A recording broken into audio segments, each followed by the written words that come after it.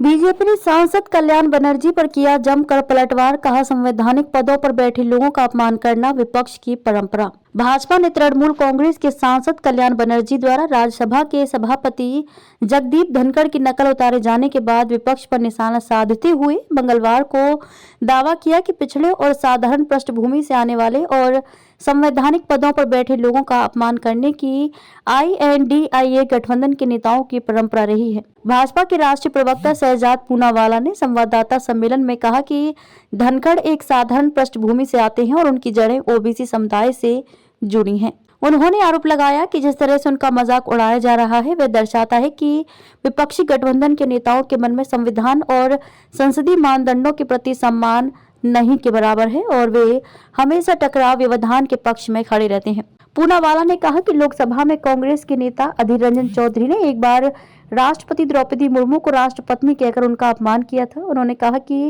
विपक्षी सदस्यों ने प्रधानमंत्री नरेंद्र मोदी का भी कई मौकों पर उपहास उड़ाया है और अपमान किया है, जबकि वह भी ओबीसी समुदाय से और एक विनम्र पृष्ठभूमि से हैं। उन्होंने आरोप लगाया कि विपक्षी नेता संसद को बंधक बना रहे हैं और देश की बजाय अपने और अपनी पार्टियों के हितों को प्राथमिकता दे रहे हैं। इस दौरान भाजपा प्रवक्ता ने भारतीय अर्थव्यवस्था पर अंतर्राष्ट्रीय मुद्रा कोष की एक रिपोर्ट का हवाला देते हुए कहा कि वैश्विक एजेंसियों ने भी लोगों के बार-बार समर्थन के बाद मोदी की गारंटी पर अपनी मुहर लगा दी है।